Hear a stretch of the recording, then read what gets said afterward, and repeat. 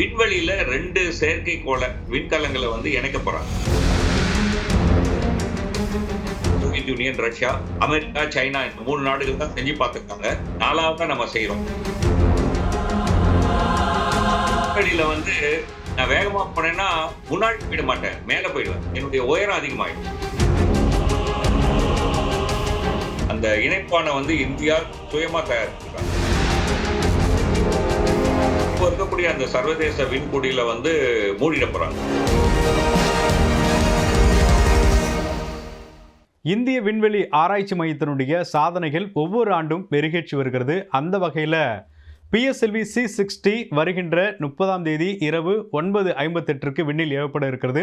இதனுடைய சிறப்பு அம்சங்கள் என்ன என்பது குறித்து மூத்த விஞ்ஞானி திரு வெங்கடேஸ்வரன் அமெரிக்காவிலிருந்து நம்மளோடு இணைகிறார். சார் வணக்கம்.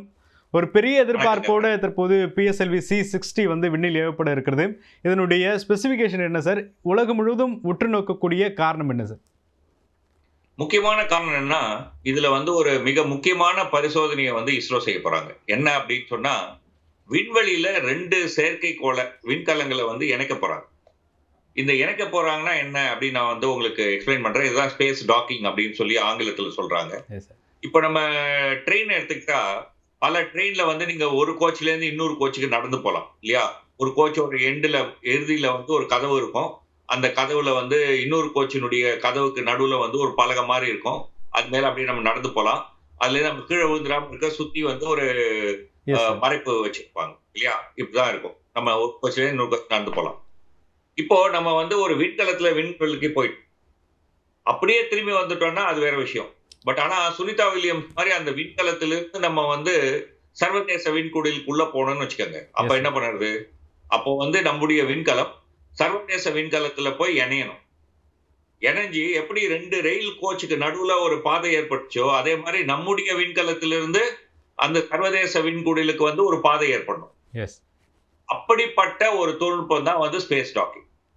இதுல ஒரு முக்கியமான சவால் என்ன அப்படின்னு சொன்னா, 2 கோச்சை இணைக்கும் போது அந்த பலகை ஆடாம இருக்கணும், உடைக்காம இருக்கணும். அவ்வளவுதான் பார்க்கணும்.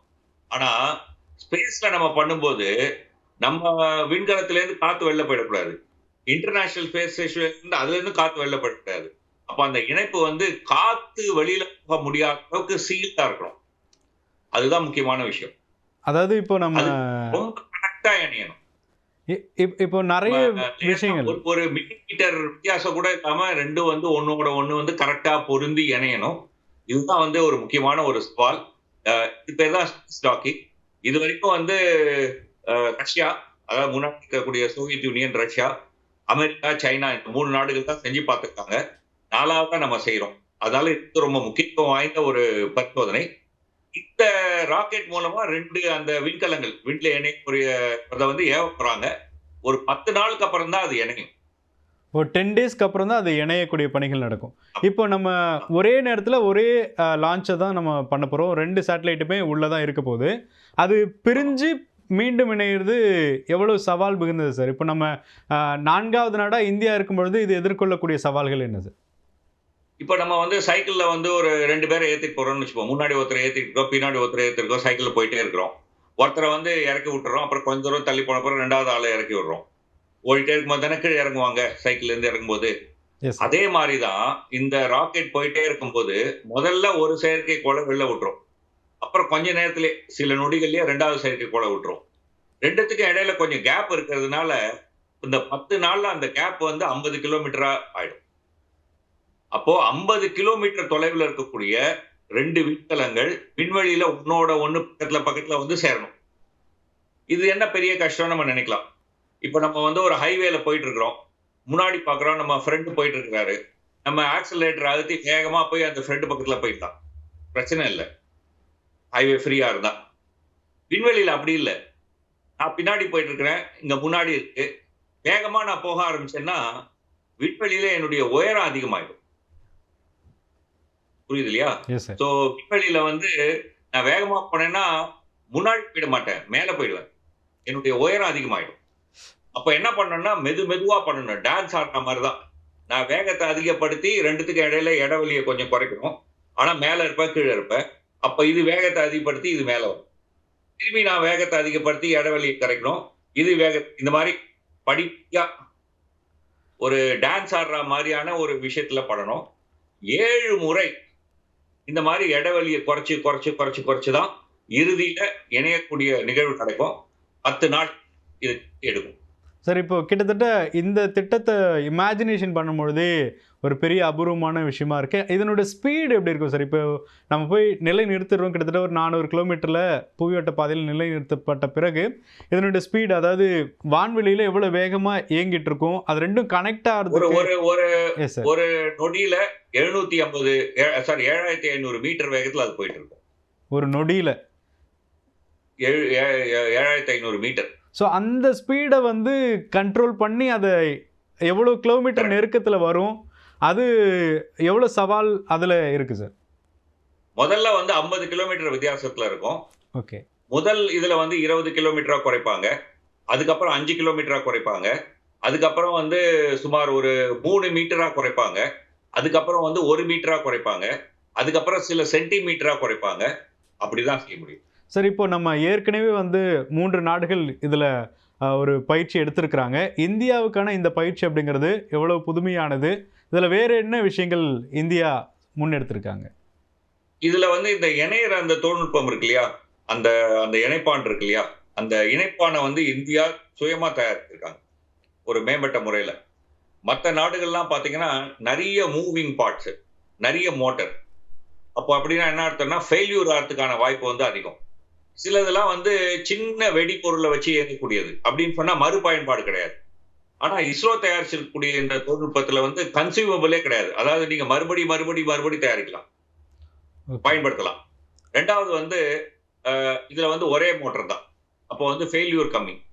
ஸோ இந்த மாதிரியான பல்வேறு தொழில்நுட்ப மேம்பாடுகள் வந்து இஸ்ரோ இதுல இருக்கு. இன்டர்நேஷனல் லெவல்ல இதுக்கு பேட்டன்ட் வேற இஸ்ரோ ஃபைல் பண்ணிருக்காங்க. முக்கியமான ஒரு விஷயம் என்னன்னா, இதுல அந்த 2 இருக்கு இல்லையா, 2மே ஒரே மாதிரி இருக்கும்.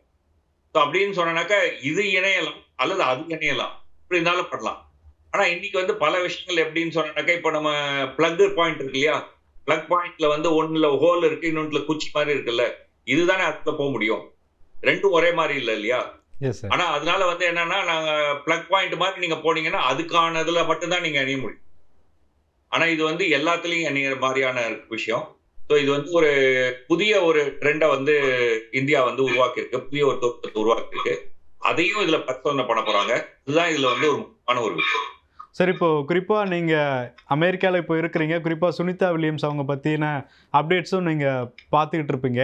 இப்போ அவங்களுக்குமே இப்போ டெக்னிக்கலாக தனியாரினுடைய அந்த நிறுவனம் வந்து அனுப்பப்பட்ட அந்த இணைப்பு பிரச்சனை தான் பெரிய ஒரு சவாலாக இருக்குது. ஸோ இது ஒரு பெரிய சொல்யூஷனாக மாறக்கூடிய வாய்ப்பு இருக்கா? இந்தியாவினுடைய இந்த கண்டுபிடிப்பு வரக்கூடிய நாட்களில் உலக நாடுகள் எப்படி பயன்படுத்தும் சார்? சுனிதா வில்லியம்ஸோட இதுக்கும் அந்த கனெக்ஷனும் இல்லை. ஆனா அதுல வந்து ஏற்பட்ட விஷயங்கள் வேற.